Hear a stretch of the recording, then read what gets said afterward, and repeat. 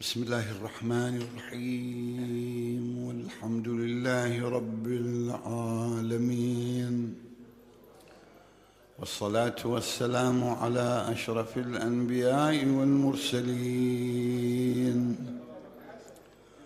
حبيب إله العالمين أبي القاسم محمد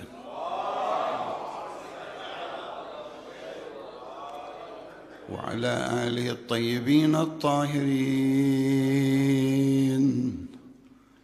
ما خاب من تمسك بكم وأمن من لجأ إليكم. يا ليتنا كنا معكم سادتي فنفوز فوزا عظيمة.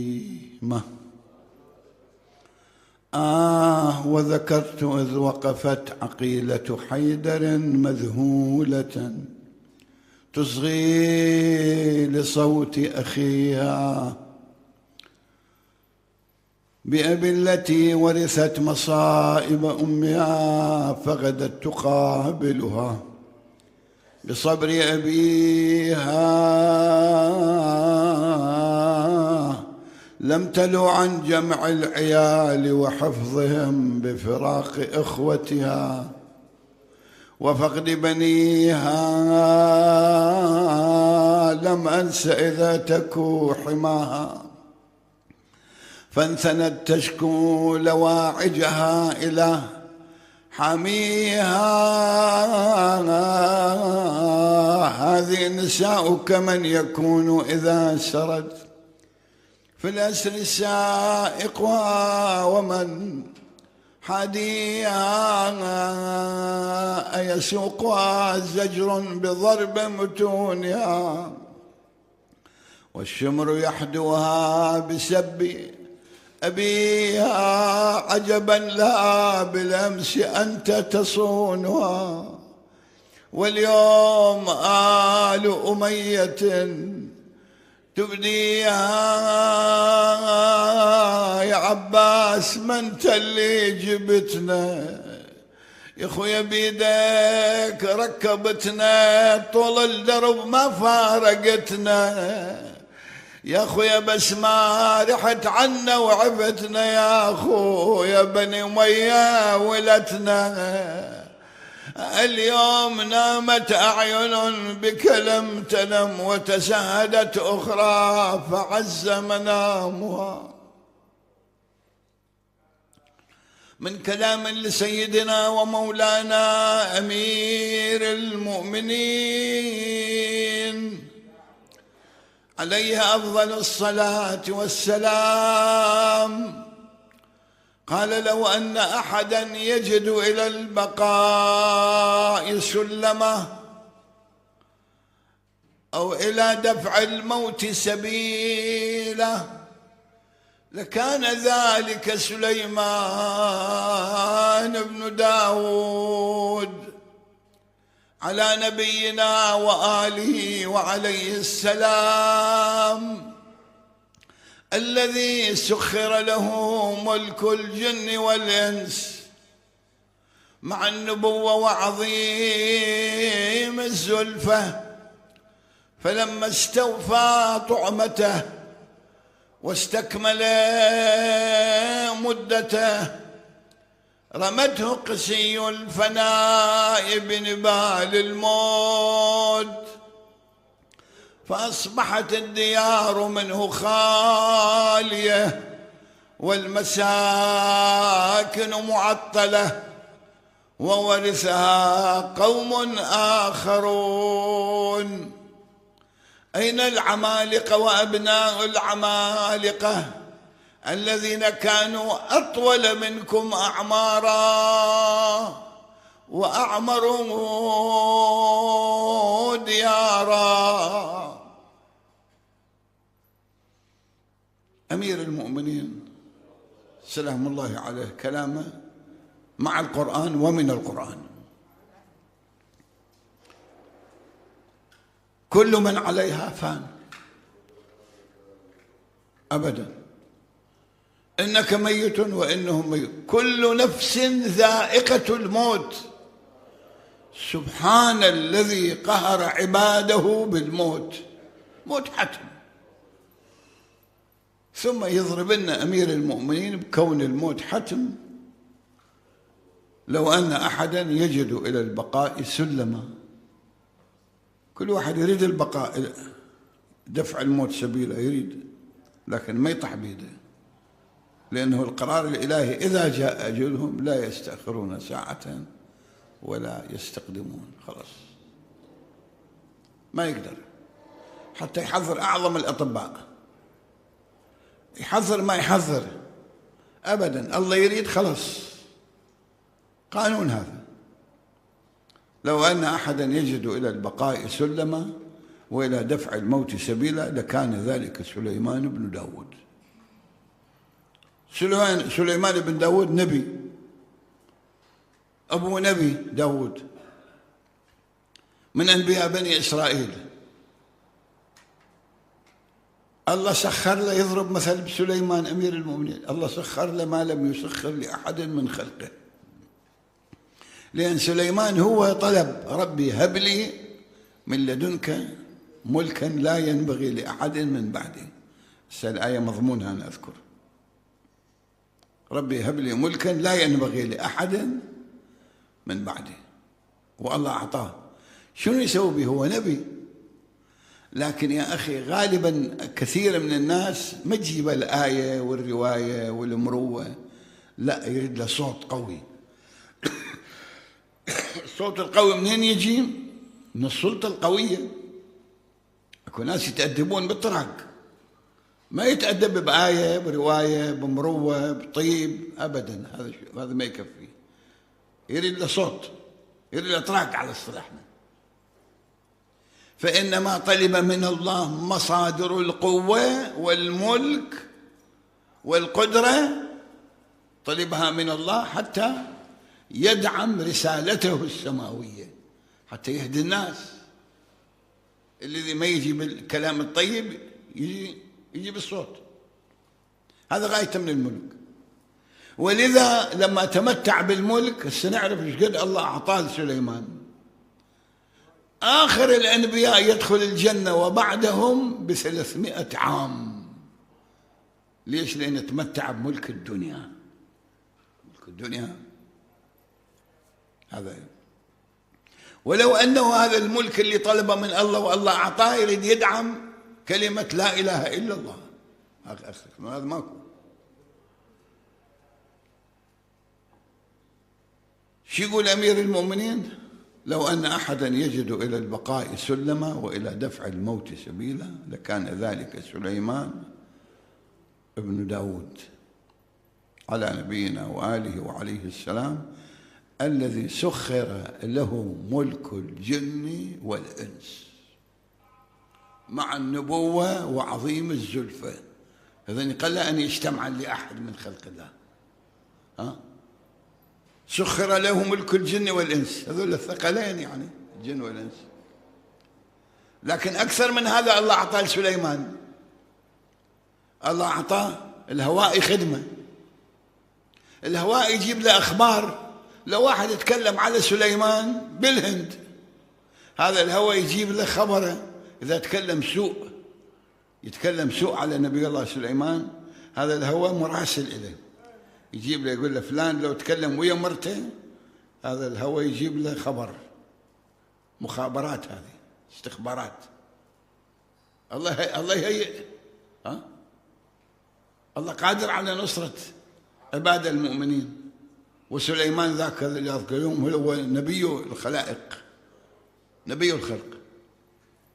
إن الله يدافع عن الذين آمنوا، فهل ترى أن لا يدافع عن نبيه سليمان بن داود؟ طبعا. الهواء بعد شنو شغله؟ سخر لسليمان أن يحمل له بساطة. أول رائد فضاء سليمان بن داود. سليمان بن داود قبل المسيح ب850 سنة، يعني قريب 3000 سنة صار لسليمان من مضى إلى ربه. الله هيأ له ريادة فضاء بساطي حمله يوديه يتريق بمكة، يتغدى بالكوفة، يتعشى بالهند، وين ما يريد هذا البساط رائد فضاء. كم نفر ياخذ هذا البساط؟ طائر بالفضاء، ها؟ بس وحده، هو وأهله، هو وزرائه، هو أفراد حكومته، أكثر 10 20 50 100 لا. بالرواية أن هذا البساط يحمل 12,000 راكب. زين هذا البساط يطير به بدون هواء، بدون مظلة طيور، الله يهيئ للطيور. هسه واحد يقول هاي من يقول يعني 12,000 راكب بساط يطير بالفضاء؟ ها؟ ليش؟ هي بقدرته؟ لو بقدرة الله أعطى. الله ما يقدر الذي حمل هذه الكواكب اللي في الفضاء، ها؟ النجوم والكواكب والأرض بعضها والقمر والفلان، هذه كلها تسبح بالفضاء. ايش قد وزنها الأرض؟ ايش قد عليها؟ كم نسمة هي وجبالها وبحارها ووديانها، ها؟ مليارات من الخلق تسبح بالفضاء. هي قاعدة على أرض مرتكزة على مندة الأرض؟ لا، تسبح بالفضاء. شنو اللي يسبحها وما يخليها تسقط؟ يقولون الجاذبية. الجاذبية يعني قدرة الله. فالله لما يقدر هاي الكواكب كلها تسبح بالفضاء معلقة، ها؟ لا إلى الأسفل ولا إلى الأعلى. قوة الجاذبية، القوة الإلهية. الله ما يقدر يطير لبساط ب 12,000. لو 12 مليون هم 12 مليون احنا موافقين، 12 مليار هم ما يخالف، لأن قدرة الله مسألة ويم قدرة الله ويم قدرة سليمان. سليمان شنو؟ سليمان عبد من عبيد الله، نبي من أنبياء الله، الله أعطى. بحيث ملك الجن والإنس مع النبوة وعظيم الزلفة انطى قدرات.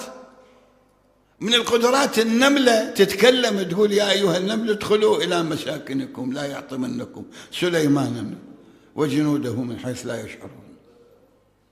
سليمان قاعد على بساطة سمع كلام النملة، سمع بإذنه، يعرف لغة النمل لأن نبي من أنبياء الله، خليفة الله في أرضه. قال علي بها، جيبوا لي هاي زعيمة النمل، هاي النملة جيبوا لي اياها. شنو قلتي؟ أنا نبي ما أظلم أحد، ما أحطم أحد. قالت له لا أنا مو من أجل هذا أنت ظالم وجنودك، لا أبدا. أنا خفت النمل يشوفون زهوك ويشوفون ملكك وبعد يتيهون طريقتهم وينقلبون على ما هم عليه. أنا أردت أخليهم لا يطالعون ملكك. فلما سمع سليمان اتعظ. هاي موعظة لسليمان، اتعظ بكلمة النملة. النملة كلمة عدل، كلمة موعظة توجيه سليمان. ماكو مانع واحد ياخذ النصيحة من الصغير من الكبير من نملة، من هذا الذي يريد النصيحة يدورها حتى ياخذها يمسكها يخليها عنده. هداية هاي. الطيور تحت خدمته، زعيم الطيور الهدهد. سليمان يعرف، القرآن يقول علمنا منطق الطير، حتى الطيور نعرف منطقها.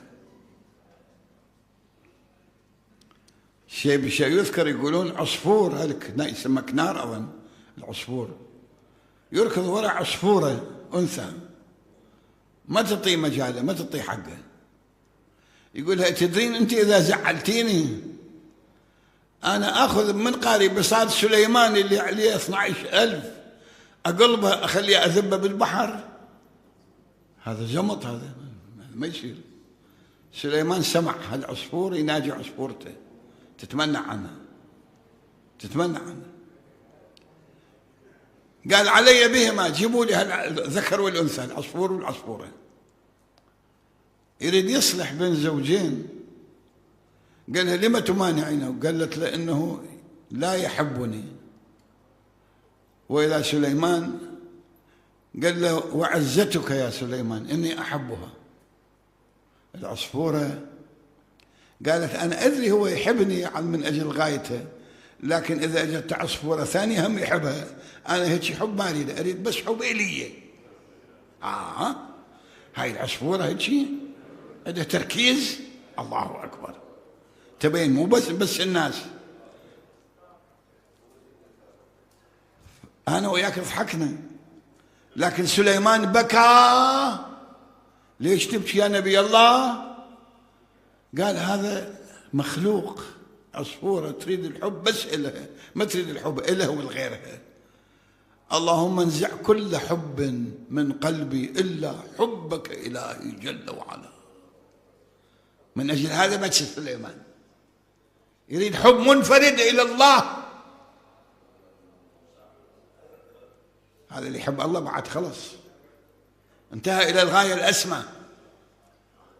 سمعت أنت قول الرسول لرجل يحب الله ورسوله؟ هاي حب الله ورسوله من يحصلها؟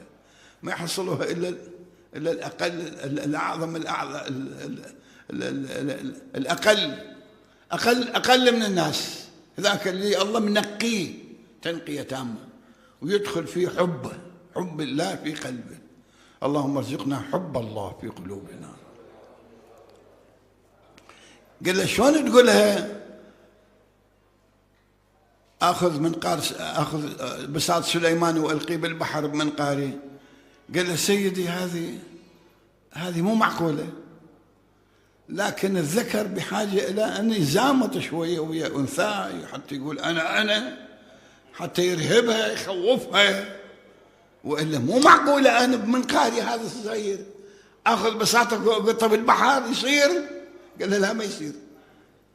على كل نصلح بيناتهم، بين العصفور والعصفوره، خلاص صلح بين الزوجين.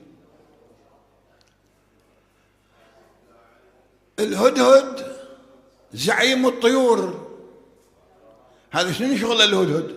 هذا مراسل بين نبي الله سليمان وبين الخلائق بالدنيا شرقا وغربا.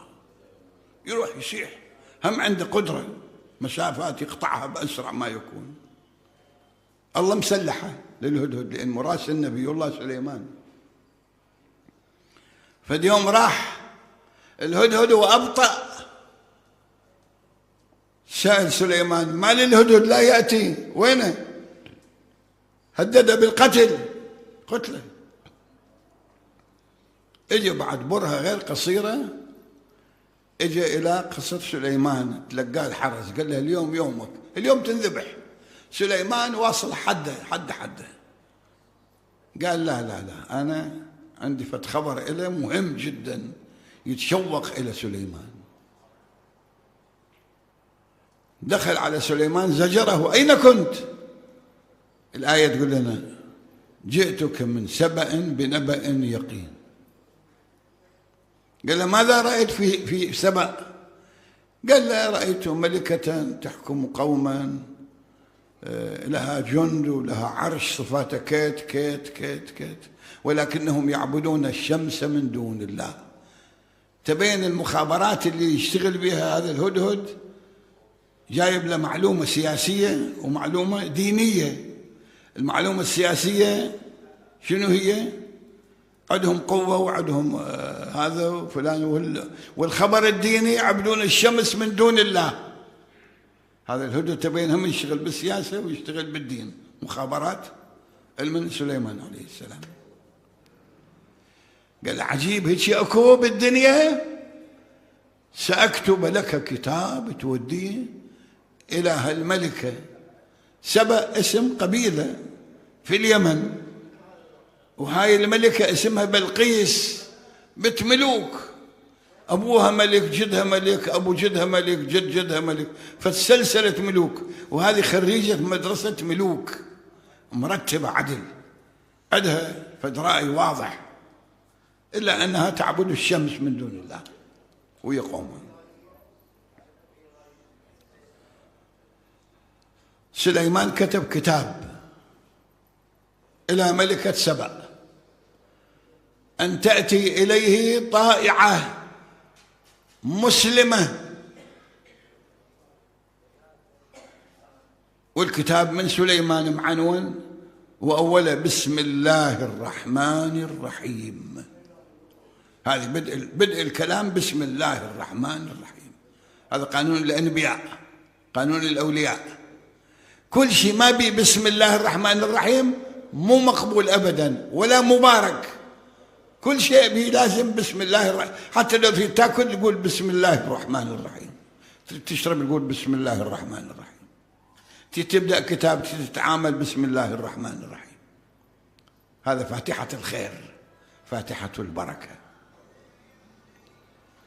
يلا يا الهدهد، يلا أخذ الكتاب روح، أنت مراسل، والله الله صلحك بقدرات تطير 2000 كيلو متر من فلسطين إلى اليمن، تأخذها بدقائق. الله مسلح على الهدهد بهيك سرعة، أسرع من الصوت، أسرع من الطيارات. زين، هذا الهدهد يجيب الكتاب شلون يقدمه للسكرتارية، السكرتير الأول، السكرتير الثاني، حتى يدخل للملكة كتاب. لا، ما شنو سوى الهدهد؟ ألقى ذلك الكتاب على ملكة سبأ بلقيس. هي فد مرة شافت كتاب انقطع عليها قط، الهدهد قطع عليها، فتحت الكتاب قرأت بسم الله الرحمن الرحيم من سليمان أن أتوني طائعين. يقول جمعت ملأها، جمعت ملأها، وزرائها، قواد عساكرها، أعيان البلد، وقالت لهم أيها الملأ افتوني، لقد ألقي علي كتاب كريم فيه بسم الله الرحمن الرحيم من سليمان أن أتوني طائعين. مضمون الآية. قالوا لها قواد العساكر، جيوش عندها منظمة، مملكة مرتبة، وسائل القوة موجودة. قالوا لها نحن أولو قوة وأولو بأس والأمر إليك، حاضرين ندخل. هذا العسكري بس امتى يدخل ميدان القتال ويناوش بسلاحه ويقاتل، ما يعرف سبب غير هذا. قالت لهم لا هذا من سليمان، سليمان نبي، تعرف تبين سامع به. ثم قالت لهم إن الملوك إذا دخلوا قرية أفسدوها وجعلوا أعزة أهلها أذلة. هم قالوا لها والأمر إليك. إليش الأمر؟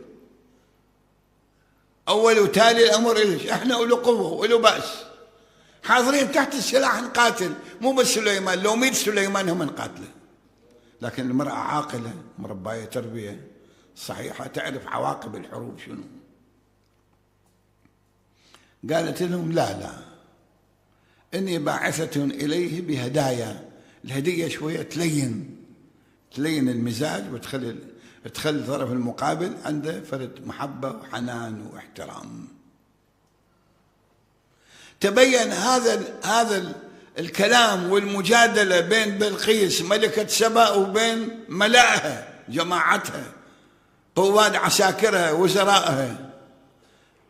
الهدهد سمع هذه المحاورة كلها وحفظها بمسجل عقله، بمسجل راسه، وإجي طار بأسرع وقت ممكن، وصل إلى سليمان وانطى التقرير الكامل. قال عجيب، يردون يغرونا حتى نسكت عنهم، يظلون على عبادة الشمس، يهدون هدايا. لا، الهدية مقبولة، الأنبياء يقبلون الهدية، لكن يقبلوها من المؤمن، مو يقبلوها من الكافر حتى يسكتون عن كفره. لا، لازم يهدوه. هو النبي شنو شغل غير يهدي الناس، غير يعلم الناس؟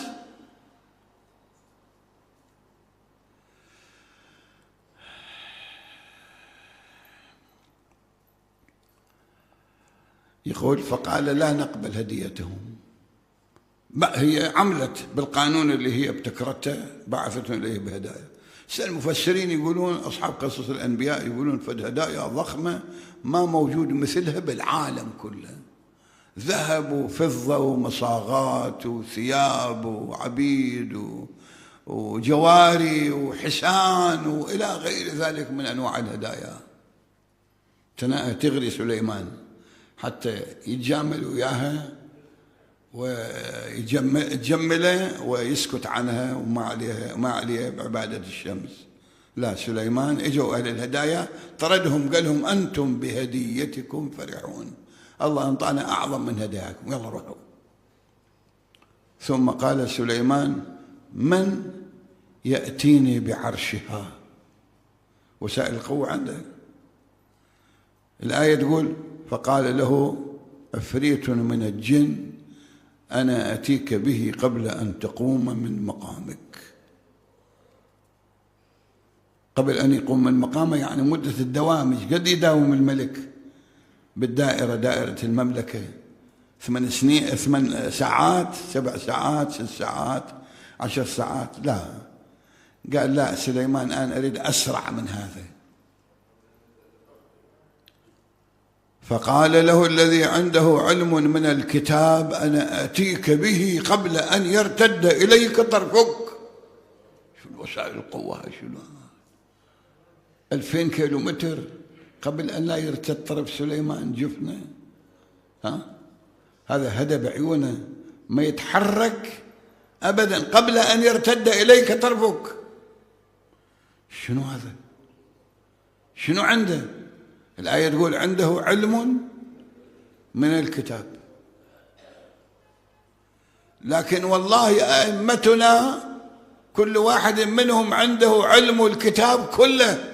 إذا آصف بن برخية اللي قال له أنا عندي علم من الكتاب، أئمتنا عندهم علم الكتاب كله. إذا سمعنا فضيلة لأحد من أئمتنا فلا غرابة في ذلك.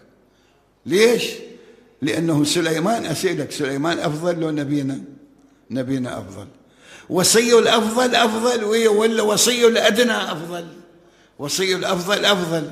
فعلي بن أبي طالب وصي خاتم الأنبياء أفضل من آصف بن برخية وولده الحسن وولده الحسين وولده السجاد وولده إلى آخر إمام من أئمتنا الحجة المنتظر عجل الله تعالى فرجه.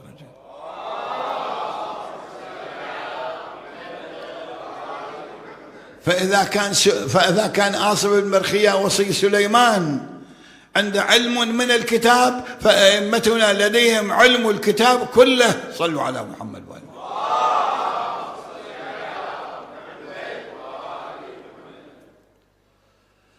وإذا بعرش بلقيس بين يدي سليمان، صار عرشها بين يدي سليمان. ثم جاءت طائعة افتقدت عرشها، دخلت على سليمان ملكة سبأ. الساعة يقولون قصر سليمان كان بناء حضاري، ما شايف بعض القصور حضارية تنبني على موجب هندسة. ملك لازم يبين عظمته. أكو ناس يغترون بالمظهر بالمظاهر، فهندسة قصر سليمان حضارية جدا، بحيث الماء يجري وعليه قزاز جام يسموه صرح، القرآن يسميه صرح ممرد. هي ما شايفة هيك حضارة، هيك بناء، هيك هندسة. تصورت أن هذا ما يجري، أخاف تروح بالماء تخفق رجلها بالماء، رجولها تخفق بالماء. شالت ثوبها إلى ساقينها، قالوا لها لا لا لا لا رد ثيابك، إنه صرح ممرد، قزاز جام تحت ما يجري. هذا الحضارة الذي أيوها إلى سليمان. ثم أسلمت مع سليمان وتزوجها سليمان، فله أعظم مؤسسة شيدها، وهي كما ذكرنا المسجد الأقصى، البيت المقدس، ثالث الحرمين وأولى القبلتين، الذي يذكره جل وعلا في كتابه الكريم: سبحان الذي أسرى بعبده ليلا من المسجد الحرام إلى المسجد الأقصى الذي باركنا حوله. مسجد مقدس، مسجد معظم. لما أراد بناءه داود، ترى أسس بزمن داود أبو سليمان، وظل طيلة حكومة سليمان بعد ما كمل حشر له الجن والإنس والشياطين والحيوانات والطيور لتشييد هذا المسجد المعظم اللي الآن لوث بأيدي إخوان القردة والخنازير. الدنيا يدموه. هذا مسجد معظم، محل مسرى نبينا صلى الله عليه وآله، صلى بالأنبياء في هذا المسجد، ولكن يريدون هدمه. شنو يبحثون على الهيكل، وهذا المسجد ما عندهم عناية به. حاولوا يحرقوه، حرقوه، حاولوا يهدموه، حاولوا، ما زالوا يحفرون تحته يريدون هدمه. من الذي يخلص هذا المسجد من إخوان القردة والخنازير؟ لا يخلصه إلا إمامنا صاحب العصر والزمان.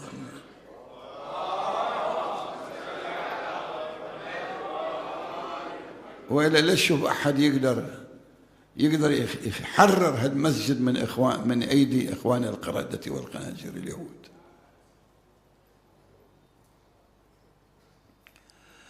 فبنى له الجن والإنس والشياطين هذا المسجد المعظم. مثلا صنعوا له أمور هندسية غريبة، سوى له منبر يصعد عليه سليمان، كرسي، عرش،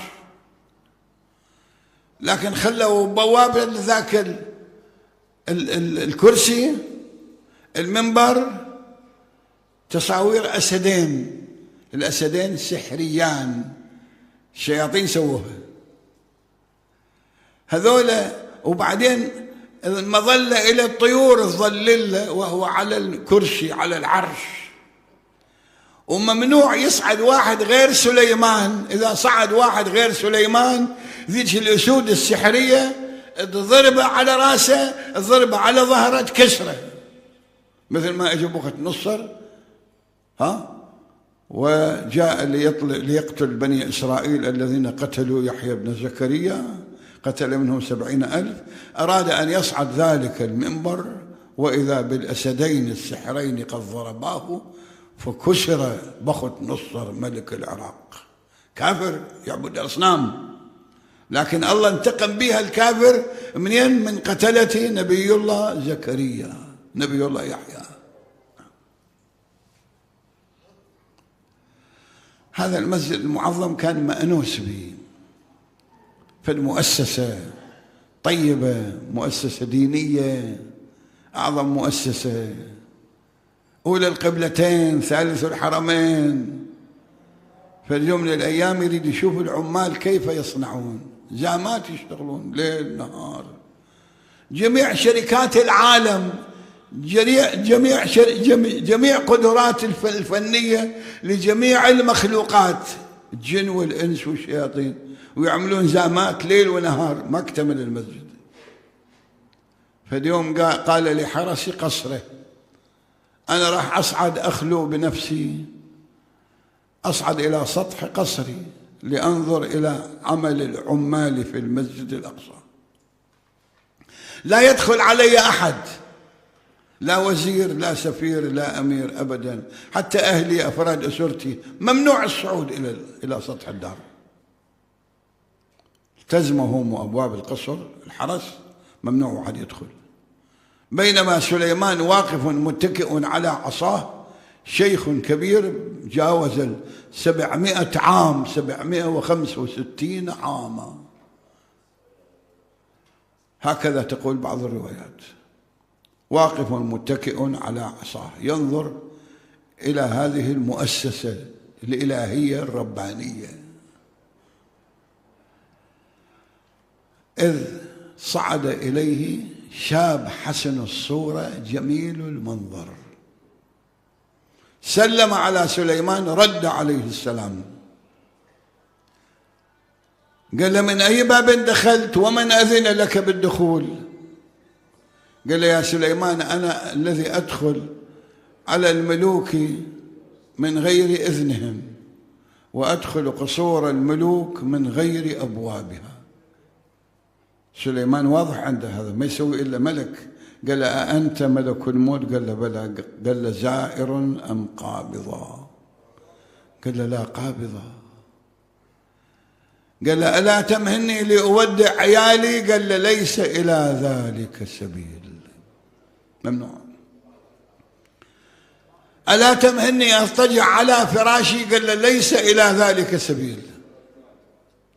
ألا تمهلني أجلس على الأرض؟ قال له ليس إلى ذلك سبيل، بل أمرت بقبض روحك وأنت واقف متكئ على عصاك. قرار إلهي هذا، ما بكلام.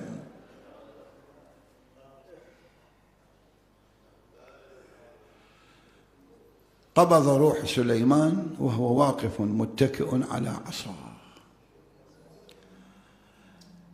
الجن والإنس والشياطين ما يدرون مات سليمان، مخفي. كثير من الناس يعتقد أن الجن يعرفون والشياطين يعرفون. لا، تبين من هالموضوع ما عرفوا أبدا، ما عليهم خبر. يسألون الجن من الإنس يسألون من الشياطين. ما لسليمان يبقى سنة كاملة واقف هذا الشيخ، ما يقضي له حاجة، ما يحتاج ينام، ما يحتاج يأكل. تبين الإنس ما يدرون والجن ما يدرون، وكل يقول هو نبي الله، الله يعطيه ويزوده بكل القوى. تبين ما عندهم خبر بموته أبدا. الشيخ الطوسي على الله مقامه في تفسير البيان قال بقي سنة كاملة واقف متكئ على عصاه بقدرة الله وهو ميت. شو يقول أمير المؤمنين سلام الله عليه؟ فلما استوفى طعمته واستكمل مدته رمته قسي الفناء بنبال الموت، فأصبحت الديار منه خالية والمساكن معطلة. خلاص انتهى، حياة سليمان انتهت، صار في خبر كان. حتى أوحى الله إلى دابة من دبابات الأرض فحفرت تحت منسأته وإذا به سقط جثة هامدة. خلاص تبين للجن والإنس والشياطين أن سليمان خلص طاح مات. تفرقت كل من راح على شغله، لأنه اكتمل بناء المسجد الأقصى. ليش عطل الله سنة كاملة؟ الشيخ الطوسي يقول سنة كاملة حتى يكتمل بناء المسجد الأقصى. فاكتمل مسجد الأقصى فأوحى الله إلى دابة من دبابات الأرض فتحشرة صغيرة حفرت تحت منسأته شوي شوي إلى أن سقط جثة هامدة. إلا أن سليمان بقي في قلبه حسرة، لم يودع عياله عند الموت. كل واحد ينازع سكرات الموت يطلب عياله صغيرهم كبيرهم يجون يمه يشوفهم. حرم سليمان من ذلك، ولكن لا بأس على عيال سليمان إنهم في مصونين محفوظين بحراسة آصف بن برخية وصي سليمان. لكان تعال معي إلى غريب كربلاء كيف ودع عياله عند أولئك الطغاة حينما نادى ابن سعد احرقوا بيوت الظالمين. هجمت الخيل على بنات رسول الله وأضرموا النار في خيام آل رسول الله، وبنات رسول الله يتراكضن من خيمة إلى خيمة والنار تستعر بثيابهن. يفترن خوات حسين من خامة لعد خامة، ينخن وين راحوا وين ما مش بالعدو شيمة. كل خيمة تسبب نار ردا ضربا الهامة، ما بين ما هي واجفة والدير الأبكار. لأن المنادي يصيح شبوا بالخيم نار، راحت صناديد الحرب تكوها الأستار. حتى طفلهم لو بكى لا ترحمونا، هجمت على ذيك الحراير قوم الأنذال. واحد سلب برقع وواحد سلب خلخال، واحد جذب طفله وواحد جذب طفله وسحبها فوق الأرمال. وعد ينادي نهتك عزك يا مصونة، صعد وقلب طربي لا حمي ولا حمن، سواها فوات الصوت من فوق عاتقي. باسمك العظيم الأعظم الأعز الأجل الأكرم، عافنا واعف عنا، اكفنا شر الأشرار وكيد الفجار وطوارق الليل والنهار، لشفاء المرضى. بسم الله الرحمن الرحيم. أمن يجيب المضطر إذا دعاه ويكشف السوء، أمن يجيب المضطر إذا دعاه ويكشف السوء، أمن يجيب المضطر إذا دعاه ويكشف السوء، أمن يجيب المضطر إذا دعاه ويكشف السوء، أمن يجيب المضطر إذا دعاه ويكشف السوء. إلهنا كلنا مضطر، اكشف السوء والبلاء عنا يا الله. شافي مرضانا، مرضى المؤمنين والمؤمنات، خصوصا المرضى المنظورين، اللهم اكرمهم بتمام الصحة والعافية جميعا. اقضي حوائج المحتاجين، فرج هم المهمومين، اكشف غم المغمومين. أيد علمائنا الربانيين في مشارق الأرض ومغاربها، ارحم الماضين منهم اللهم، واحفظ الباقين منهم بحفظك يا أرحم الراحمين. الأخوة المؤسسين لهذا المأتم الشريف تقبل منهم بأحسن قبولك. إلى أمواتهم وأمواتنا وأموات السامعين والمؤمنين، بلغ الجميع ثواب سورة الفاتحة مع الصلوات.